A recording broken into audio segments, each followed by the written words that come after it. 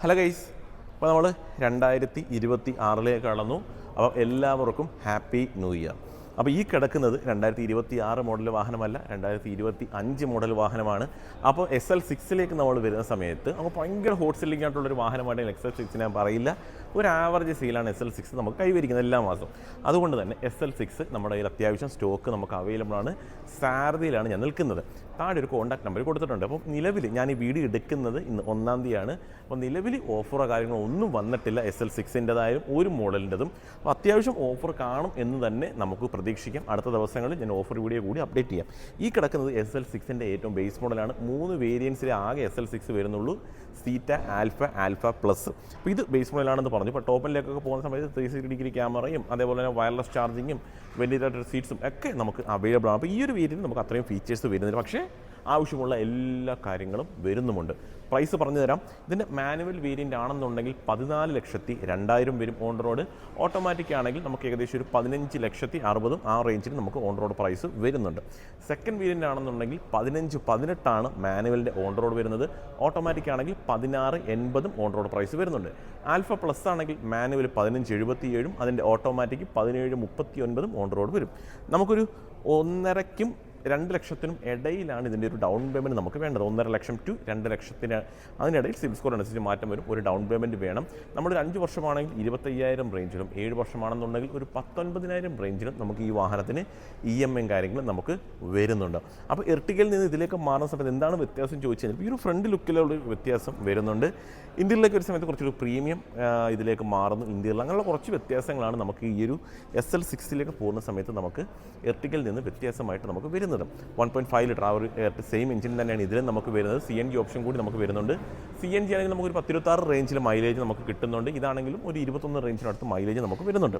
ഫീച്ചേഴ്സിലേക്ക് കിടക്കാം. ഫ്രണ്ട് ലുക്കിലേക്ക് വരുന്ന സമയത്ത് നമുക്ക് ഇതൊരു ബേസ് മോഡലാണെങ്കിൽ നമുക്ക് LED ഹെഡ്ലാമ്പ് യൂണിറ്റ് ഈ ഒരു മോഡലിൽ നമുക്ക് അവൈലബിൾ ആണ്.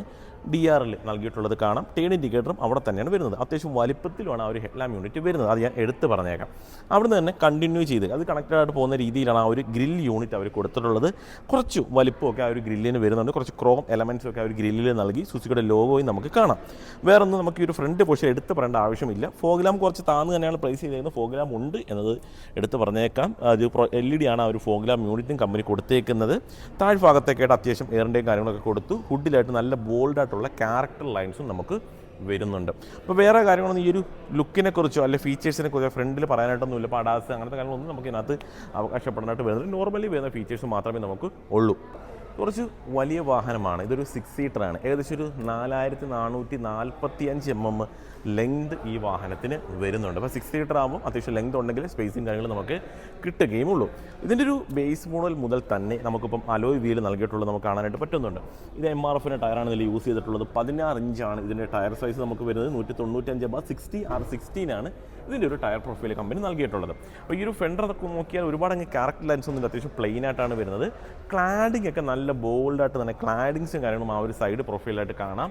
കീലെസ് എൻട്രി ഈ ഒരു ബേസ് മോഡലിൽ നമുക്ക് അവൈലബിൾ ആണ്. അതെടുത്ത് പറഞ്ഞേക്കാം. ക്രോം ഫിനിഷഡ് പ്ലേറ്റഡ് ആയിട്ടുള്ള ഡോർ ഹാൻഡിൽസ് നമുക്ക് കാണാനായിട്ട് പറ്റുന്നുണ്ട്. മിററിൽ തന്നെ ടേൺ ഇൻഡിക്കേറ്റർ നമുക്ക് കാണാൻ പറ്റുന്നുണ്ട്.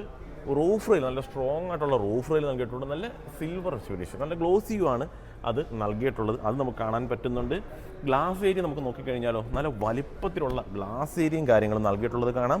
നല്ല ക്യാരക്ടർ ലൈൻസ് നല്ല ബോൾഡായിട്ട് തന്നെ കൊടുത്തിട്ടുണ്ട്. അങ്ങനെ ഈ ഒരു പോർഷനിലായിട്ടാണ് ആ ഒരു ഫ്യൂൽ ലെഡ് അവർ നൽകിയിട്ടുള്ളത്.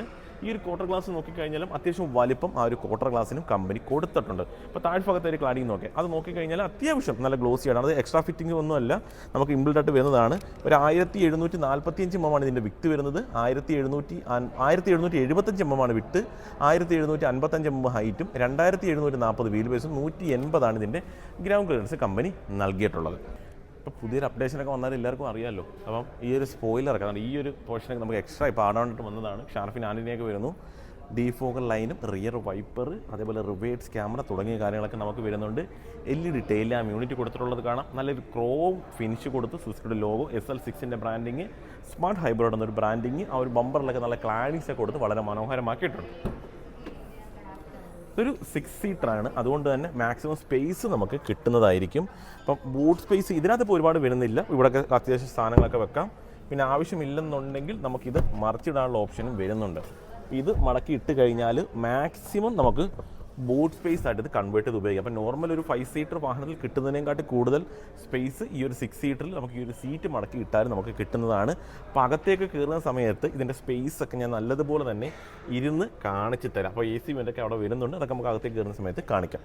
ഇനി അകത്തേക്ക് കയറാം. ഇപ്പോൾ കീലെസ് എൻട്രി കാര്യങ്ങൾ ഉണ്ടെന്നുള്ളത് ഓൾറെഡി പറഞ്ഞു. അപ്പോൾ അകത്തേക്ക് നോക്കുന്ന സമയത്ത് ഫുള്ളി ഒരു ഡാർക്ക് തീമിലാണ് നമുക്കിതിൻ്റെ ഒരു ഇൻ്റർവലും കാര്യങ്ങളൊക്കെ കാണാനായിട്ട് പറ്റുന്നത്. വെർട്ടിക്കായിട്ട് നോക്കി കഴിഞ്ഞാൽ ഏകദേശം സെയിം തന്നെ ആ ഒരു ഇൻ്റർവലും കാര്യങ്ങൾ കുറച്ചുകൂടി ഡാർക്ക് ആവുന്നു എന്നതാണ് ഒരു വ്യത്യാസമായിട്ട് നമുക്ക് പറയാനായിട്ട് പറയുന്നത്. കുറച്ചുകൂടി പ്രീമിയം ഫീൽ നമുക്ക് കിട്ടുന്നുണ്ട്. അത്യാവശ്യം ഫീച്ചേഴ്സ് ഈ ഒരു മോഡലിൽ നമുക്ക് അവൈലബിൾ ആണ്. ഇപ്പോൾ ഡോർ പാഡ് എടുത്താൽ തന്നെയും ചെറിയൊരു വുഡൻ ഫിനിഷും കാര്യങ്ങളൊക്കെ നൽകിയിട്ടുള്ളത് കാണാനായിട്ട് പറ്റുന്നുണ്ട്. 4 ഡോർ പവറിൻ്റെയും മിറർ ഇലക്ട്രിക്കലി കൺട്രോളിംഗ് ഓപ്ഷനും ഒക്കെ അഡ്ജസ്റ്റ്മെൻറ്റ് ഓപ്ഷനൊക്കെ നമുക്ക് അവൈലബിൾ ആണ്. സീറ്റ് ഹൈറ്റ് അഡ്ജസ്റ്റ്മെൻറ്റ് നമുക്ക് അവൈലബിൾ ആണ്.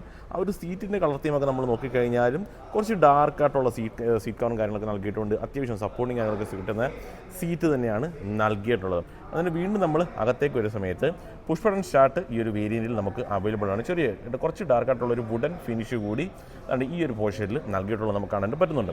ഇതിൻ്റെ ടോപ്പിലേക്കൊക്കെ പൊക്കഴിഞ്ഞാൽ കുറച്ച് തൊട്ടടുത്ത വേരിയൻറ്റുകളിൽ നമുക്ക് seat ventilation, 360 degree camera, wireless charging തുടങ്ങിയ കുറച്ച് ഫീച്ചേഴ്സ് കൂടിയാണ് ഈ ഇൻഫോർട്ടൈൻമെൻറ്റ് സിസ്റ്റത്തിൽ വരുന്നത്. അങ്ങനെ കുറച്ച് കാര്യങ്ങൾ മാത്രമാണ് എക്സ്ട്രാ നമുക്ക് ആഡ് ഓൺ ആയിട്ട് വരുന്നത്. വേറെ കാര്യങ്ങളൊന്നും വലിയ വ്യത്യാസങ്ങളൊന്നും നമുക്ക് വരുന്നില്ല. ഇപ്പോൾ ലെതർ റാപ്ഡ് സ്റ്റിയറിംഗ് വീലല്ല ഈ ഒരു വേരിയൻറ്റിൽ കമ്പനി കൊടുത്തിട്ടുള്ളത്. സ്റ്റീലിന് അത്യാവശ്യം കൺട്രോൾസും കാര്യങ്ങളൊക്കെ നമുക്ക് അവൈലബിൾ ആണ്. ക്രൂയിസ് കൺട്രോളും നൽകിയിട്ടുള്ളത് നമുക്ക് കാണാനായിട്ട് പറ്റുന്നുണ്ട്. അപ്പോൾ ഈ ഒരു വേരിയൻറ്റ് ക്രൂയിസ് കൺട്രോളും അവൈലബിൾ ആണ്. സ്റ്റിയറിംഗ് നമുക്ക് ഹൈറ്റും കാര്യമൊക്കെ അഡ്ജസ്റ്റ്മെൻറ്റ് ഓപ്ഷനും നമുക്ക് അവൈലബിൾ ആണ്. അവിടെ തന്നെ ക്ലസ്റ്ററിലേക്ക് വരുന്ന സമയത്ത് ഫുള്ളി ഡിജിറ്റലൊന്നുമല്ല ഈ ഒരു വാഹനത്തിൽ ക്ലസ്റ്റർ യൂണിറ്റ് നൽകിയിട്ടുള്ളത്. ചെറിയൊരു പോർഷൻ മാത്രമേ നമുക്ക് ഡിജിറ്റലായിട്ട് നൽകിയിട്ടുള്ളൂ. അതൊക്കെ നമ്മൾ ഓൾറെഡി കണ്ടുവന്നിട്ടുള്ള സെയിം തന്നെയാണ്. പ്രത്യേകിച്ച് അതിൻ്റെ വ്യത്യാസങ്ങളോ കാര്യങ്ങളോ ഒന്നും തന്നെ നമുക്കവിടെ അവകാശപ്പെടാനായിട്ട് വരുന്നില്ല. നീറ്റായിട്ടുള്ള കളർ തീമും കാര്യങ്ങളൊക്കെയാണ് അവിടെ നൽകിയിട്ടുള്ളത്. ഇൻഫോർട്ടൈൻമെൻറ്റ് സിസ്റ്റം നമുക്ക് ഈ ഒരു വേരിയൻറ്റിൽ നമുക്ക് അവൈലബിൾ ആണ്. ജസ്റ്റ് നോണായി വന്നിട്ട് സൗണ്ട് ഒന്ന് കുറച്ചോട്ടെ.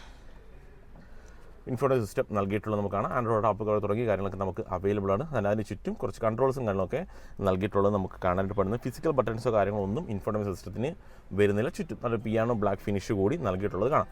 അതിന് 2 സൈഡിലായിട്ട് തന്നെയാണ് ആ ഒരു AC വെൻറ്റും കാര്യങ്ങളൊക്കെ കമ്പനി കൊടുത്തിട്ടുള്ളത്. തൊട്ട് താഴെയായിട്ട് ആ ഒരു വുഡൻ ഫിനിഷും കാര്യങ്ങളൊക്കെ കാണാം. ഓട്ടോമാറ്റിക്കാണ് ഇതിൻ്റെ ക്ലൈമറ്റ് കൺട്രോൾ കമ്പനി നൽകിയിട്ടുള്ളത്. ബേസ് മോഡലിൽ തന്നെ നമുക്ക് ഓട്ടോമാറ്റിക് ക്ലൈമറ്റ് കൺട്രോൾ അവൈലബിൾ ആണ്.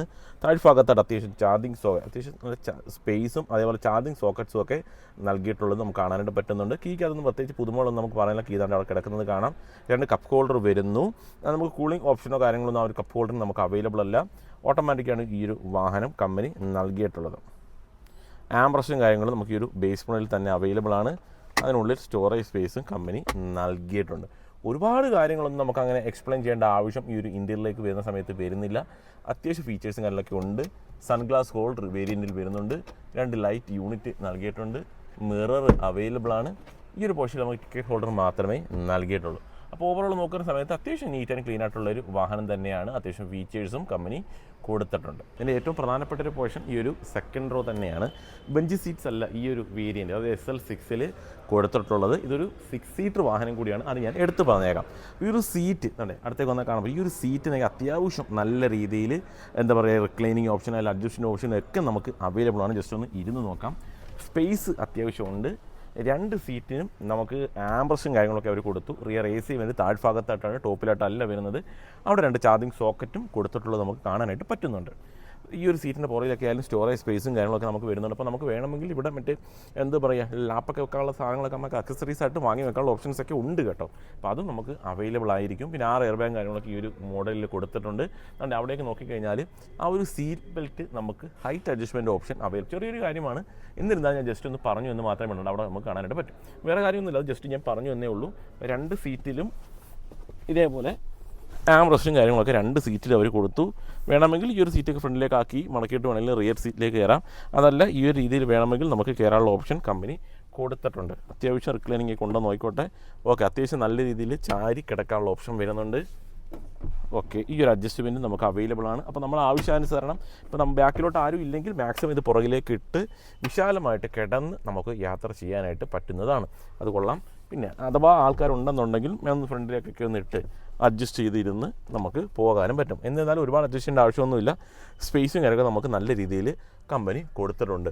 ഹെഡ് റൂം നല്ല രീതിയിൽ തന്നെ കൊടുത്തിട്ടുണ്ട്. ഒരു ലൈറ്റ് യൂണിറ്റ് കൊടുത്തിട്ടുള്ളത് കാണാം.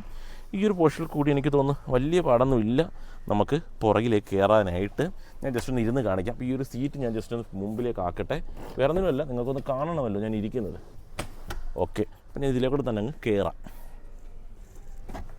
ഓക്കെ, ഇവിടെ ആകുമ്പോൾ അത്യാവശ്യം സ്പേസും കാര്യങ്ങളും ഉള്ളതായി നമുക്ക് കാണാൻ പറ്റും. കണ്ടോ, സ്പേസ് അത്യാവശ്യം നല്ല രീതിയിലുണ്ട്. ഈ ഒരു സെൻറ്റർ പോർഷനിൽ സീറ്റൊന്നും ഇല്ലാത്തതുകൊണ്ട് ഈ ഒരു കാല് വളരെ വിശാലമായിട്ട് വെക്കാം.